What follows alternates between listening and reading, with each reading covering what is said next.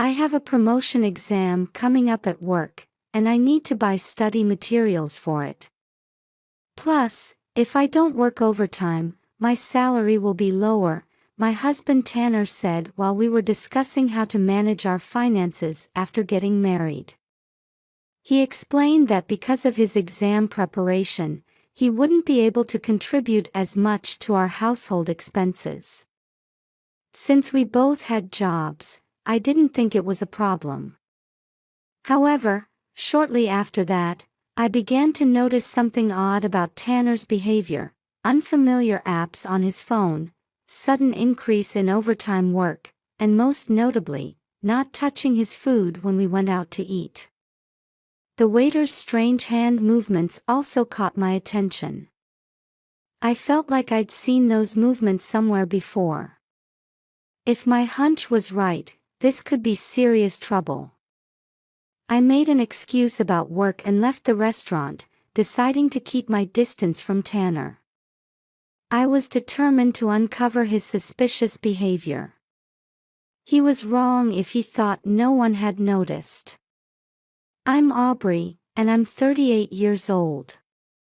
I work as a tax accountant, and both my professional and personal life are fulfilling. While I can proudly say that I enjoy both aspects of my life now, getting here wasn't easy. When I graduated from college, it was during an economic downturn, and finding a job was difficult. I was so fixated on the idea that I needed to work that I think I was just spinning my wheels at the time. After struggling with no progress, I finally landed a position at a small company. To be honest, I could say I was working there reluctantly. But then came a turning point in my life. Through business relationships and my experiences in sales, I noticed that companies, lacked vitality. Many companies were struggling, unable to increase their profits as planned and worried about their future. I wanted to help companies improve their spirits and revenues, to create more workplaces where employees could work with smiles on their faces. This desire led me to pursue a career as a tax accountant, where I could be involved with company profits and performance and help drive growth. After years of study, I became a tax accountant at age 34. Going from a company employee at a small firm to a tax accountant might seem like an unusual career path, but it helped me finally find what I wanted to do. While my career was very fulfilling, I felt something was missing in my personal life. I realized what that emptiness was: the absence of a partner who would stand by me and help me through difficult times. On my days off, I only did things I could do alone, like watching movies or shopping. As my friends got married and had children, we spent less time together on weekends. While alone time can be fulfilling, I thought how wonderful it would be to share precious moments with someone special. At a friend's suggestion, I decided to try a dating app to meet compatible men. Among the several people I exchanged messages with, there was one man I felt particularly connected with, Tanner, who would later become my husband. Working for a well-known electronics manufacturer, he had an air of competence about him. His messages were smart, and I appreciated how easy it was to communicate with him without feeling pressured. I remember when we first met in person, I could easily picture myself being with him.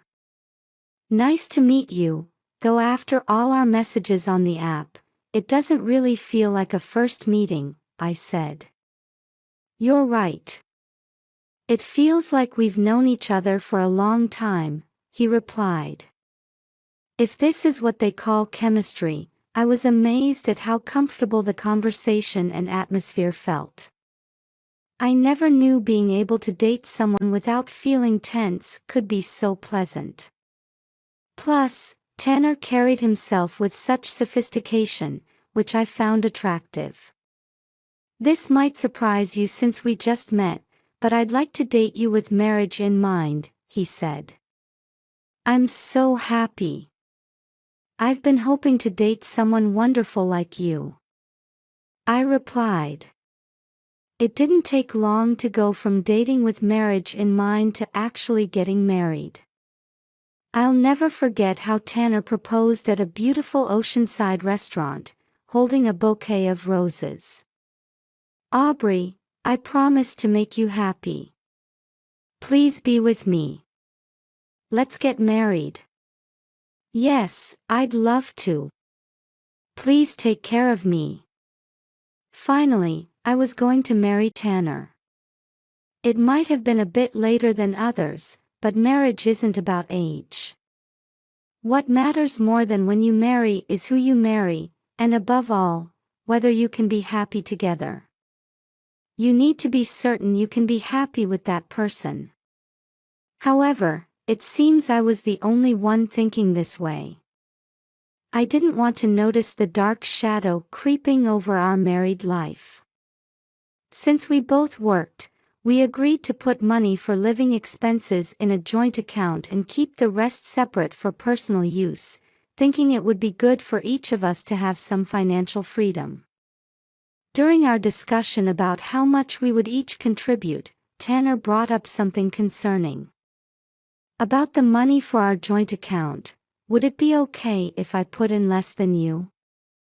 "Less? Well, if you don't mind, could you tell me why?" Tanner seemed hesitant but finally explained, "I have a promotion exam coming up at work, and I need to buy study materials for it. Plus, if I don't work overtime, my salary will be lower." "Oh, I see.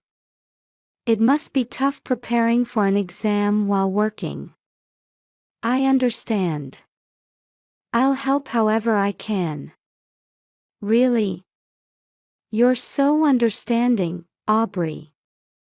Tanner clapped his hands with joy. "Well, it's an important exam for your career. We need to make sure you can do your best." I remembered my own struggles when I was studying for the tax accountant exam. Since I had quit my job to focus on studying, I could imagine how challenging it must be to study while working. "Don't worry about the money.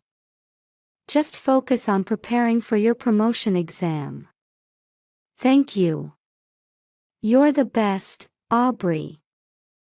"So, when is the exam?" "In 8 months. It's a bit far off." Seeing Tanner happy about being able to focus on studying, I convinced myself this was the right decision. However, right after we made this arrangement, Tanner's work pattern changed dramatically. "What? Another business trip the day after tomorrow?" Business trips suddenly increased right after we decided how much to put in our joint account. "Can't help it, can I? It's a company order." "But don't you need to prepare for your upcoming promotion exam? Do you really need to go on so many business trips?" "What are you saying? You want me to disobey orders and not go on the trips?"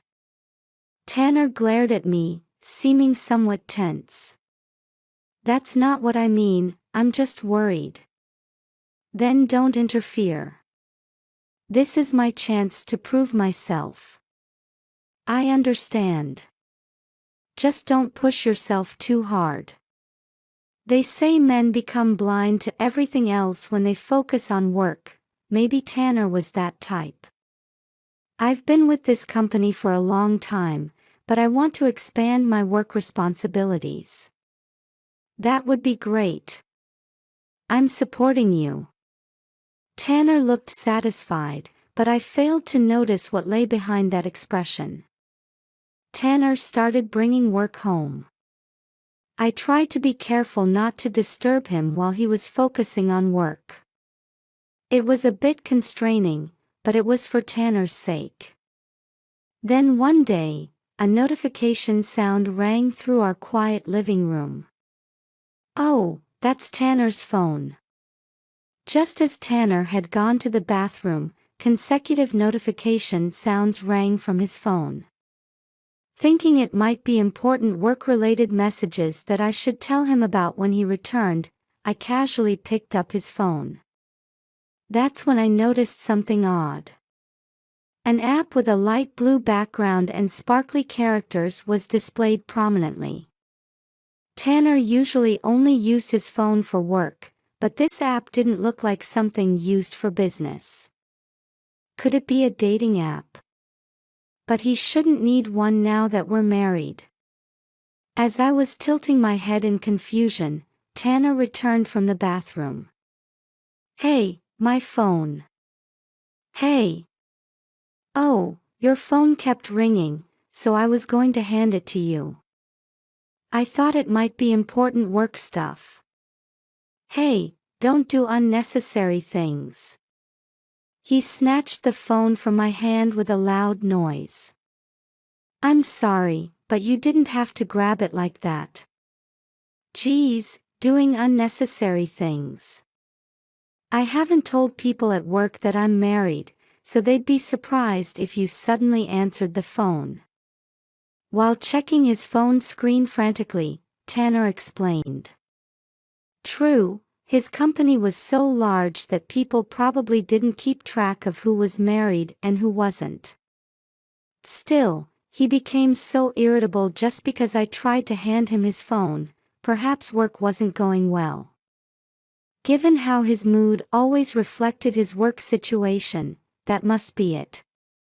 After that day when Tanner showed his irritation, I became even more careful around him.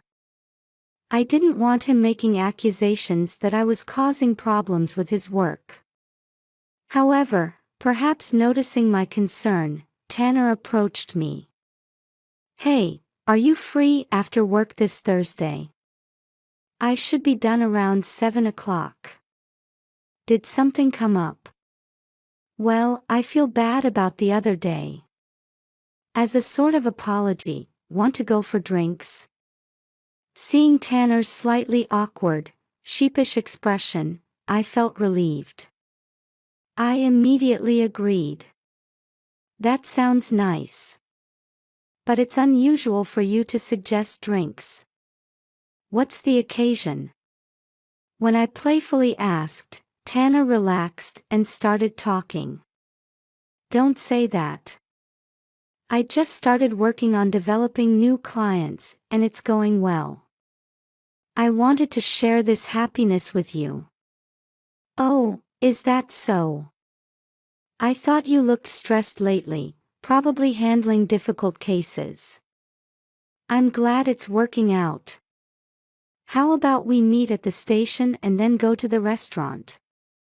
Before we got married, we often went to various bars and enjoyed drinking together. We both liked having casual conversations, and we shared a hobby of enjoying the marriage of drinks and appetizers. Recently, we hadn't had time to explore new places due to our busy work schedules, but this seemed like a good opportunity. Since restaurants near the station change frequently, there might be some interesting new places. I was looking forward to our promised date. On that day, I finished work early to make sure I wouldn't be late for our meeting. Come to think of it, we used to bar hop around this area before getting married. I felt excited remembering those times. "Hey, over here. Now, where should we go?"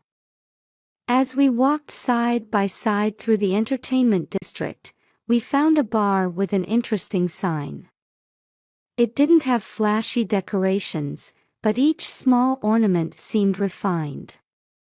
The tile decorations showed sophisticated patterns. The open sign listed delicious-sounding dishes and highlighted special points. Apparently, they had the bartender's recommended drinks that day. Though I'd never seen it before, something about it attracted drink enthusiasts. "Hey, shall we try this place?" I felt excited about this new discovery on a street I'd walked many times. Huh? This place. Shouldn't we look around more? There are plenty of other places. But they have various drinks and dishes here. Plus it's stylish. Wouldn't it be nice to try something different? What? Since when did you care about being stylish? Have you gone crazy? I can't deal with you starting to do things that don't suit you. While there was no absolute reason we had to go to this particular place, such strong rejection made me wonder if something was wrong. I just thought this place looked nice. Is there something wrong with it? Tanner let out a big sigh as if giving up. Fine, fine. Whatever you say. His childish sulking concerned me. Had I done something wrong by suggesting this place? Lately, I couldn't understand Tanner's moods. Inside the bar, there was a counter and tables. A male bartender stood at the counter with what appeared to be a female trainee beside him. The bartender seemed to glance at us briefly, giving me an unsettling feeling. Perhaps because they had just opened, there were no other customers. It felt like we had the place to ourselves. We sat at a table in the back and opened the food menu. Let's start with some simple appetizers, and maybe beer. I closed the menu and placed our order using the nearby touch panel. So even bars use tablets for ordering now, except at the counter. It's nice not having to call a waiter. Oh, yes. Tanner's response seemed somewhat distant. The trainee brought our drinks and food. She looked at my face with a puzzled expression. Was there something on my face? Maybe I looked exhausted from coming straight from work. I took the food from her and placed it on the table. Everything looked delicious: a jillo, pickles, and a piping hot gratin. It was hard to decide what to eat first. Tanner and I each had our ordered beers in front of us. Cheers to your work success. I raised my glass with extra enthusiasm, trying to lift the mood. Then I immediately started on the food in front of me. I was starving since I'd missed lunch due to sudden work during my break. With such delicious-looking dishes in front of me, I couldn't resist. Besides, I needed to eat something to avoid getting drunk too quickly on an empty stomach. I reached for the closest dish, the gratin. The hot white sauce and creamy cheese blended perfectly. It was incredibly delicious. It warmed my tired, chilled body. Glancing at Tanner, I noticed he was just sipping his beer bit by bit. Taking tiny sips of beer wasn't like him. Also, his gaze seemed to be wandering. Aren't you eating? Was Tanner not fond of gratin? As I wondered about this, I served myself another portion. If you're not going to eat, I'll have it. I missed lunch today. As I was laughing and serving myself more gratin, I caught the trainee's eye. She was making an unusual movement, placing her right index finger on her upturned left palm and making circular motions. While wondering what that strange movement meant, something occurred to me. The motion of touching the index finger to the palm and making circles, it was sign language for drug. She was standing at an angle where only I could see her signing, so she must have something she wanted to convey only to me. I quickly put down the gratin I was holding and decided to head to the bathroom with my phone. Sorry, I need to use the bathroom. Oh. Are you feeling unwell? Just a bit. Don't worry about me, keep eating. I had a feeling it would be better not to stay at this bar any longer. Maybe I should leave first. I decided to make an excuse about work and slip out. I hurried back from the bathroom and spoke to Tanner. Sorry, I just got a call from work, so I need to go. Oh? That's too bad. Yes, I'm sorry. Will you keep drinking? I think I will. I pretended to return to work but decided to stay at a nearby hotel instead. The bar worker's message, Tanner's expressions and gestures, something felt off, and I felt I shouldn't dismiss it as just my imagination. My head felt like it might explode from overthinking, so I checked my phone to calm down. As I hadn't had much time to use my phone lately, I was browsing news when I noticed an interesting advertisement. An app advertisement titled, "How to Meet Your Soulmate," was the same as the one I'd seen on Tanner's phone. Those non-stop notifications I'd thought were work-related, that was it. I involuntarily covered my opened mouth with both hands. Why would a married person need an app for meeting potential partners? Plus, I knew these kinds of apps were trending, with new ones being advertised all over town. So someone looking to meet others would likely use multiple apps. Given Tanner's efficiency-minded personality, he probably used several. I had a bad feeling about this. For now, I decided to download the same app Tanner was using and register as a member. It was that light blue app I'd glimpsed on his phone.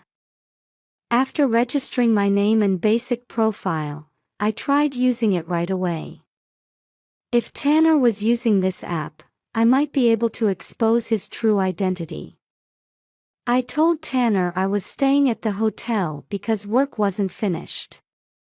The next day, I took a day off and ventured into town from the hotel. I bought a brown long-haired wig and a hat, took profile photos, and started searching for matches. I created a profile that wouldn't reveal my identity and began searching. By entering the local area, age range, and hobbies, the number of potential matches narrowed down considerably. When I entered the name of a niche game Tanner liked, the number decreased dramatically, making the search easier. Though I'd hoped I was wrong, I found what appeared to be Tanner's profile and quickly matched with him. I exchanged messages with Tanner carefully so he wouldn't recognize me. In the app, Tanner claimed he was single, worked at a manufacturer, and enjoyed watching American football and having barbecues on his days off. From his manner of writing, he clearly didn't realize he was messaging me. After confirming that Tanner was using the app to meet women, I moved on to my next strategy. That night, after returning home, I planted a GPS device in our car, hiding it in the pocket of a cardigan I'd left in there. Then I returned home acting normal. Given how actively Tanner was using these apps, he probably wasn't messaging just one person.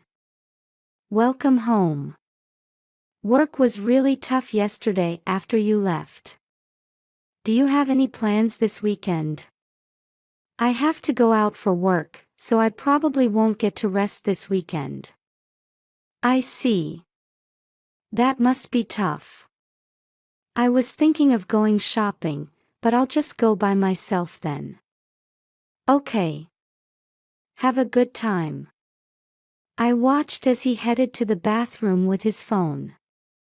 I already knew he'd been using our shared computer to search for tourist spots in the neighboring town. He'd looked up boat ride schedules, good bakeries, scenic parks, and hotels with night views.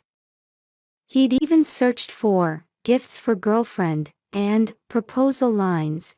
This woman must be his main target. I decided to make my move this weekend.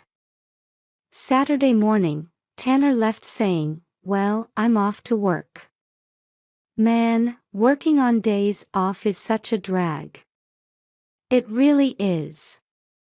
Take care. After watching Tanner drive away, I set out to catch him in the act. I booked a room at the hotel he'd searched for and first monitored his movements from there. The GPS showed he was indeed heading to the neighboring town. I watched as the pin moved from the boat dock to fancy cafes. I planned to confront him at the park with the night view. Since he was driving, I could easily imagine he'd park near the scenic park to enjoy the view for a while. I went to the park around sunset and observed the area. Sure enough, a familiar car pulled into the parking lot. Out stepped Tanner and an unknown woman. Tanner had his hand around her waist, escorting her to the best viewpoint. After they walked away from the car, I slipped into the back seat. I crouched down under the seat, waiting for them to return. Soon enough, they came back, satisfied with their view. "Wow, that was really beautiful. Just thinking about spending a wonderful night with you makes my heart race," Tanner said as he sat in the driver's seat. The other woman sat in the passenger seat. I rose from the back seat and wrapped my arms around Tanner's body in a hug from behind. "So, what's this all about?" Tanner jumped in surprise, then turned around with a guilty expression. "Well, this is. So you were planning to propose to your main girlfriend at a park with a night view. Did you think you could get away with cheating so easily?" Tanner's face turned pale in the dark car. His ghostly white complexion floating in the darkness was almost scarier than an actual ghost. "How did you plan to keep deceiving me while cheating? And that day at the bar, you were trying to drug me, weren't you? Working with the bartender." "What? How?" Tanner was still flustered. "How did I know?" "Want to know? Your behavior at that bar was strange. When I looked up reviews of that bar, several women reported getting unusually drunk there. I thought it was suspicious that all the complaints were from women." "So what?" Tanner was still acting tough, apparently not understanding his situation. "That bartender, was he your friend?" "What a scoundrel."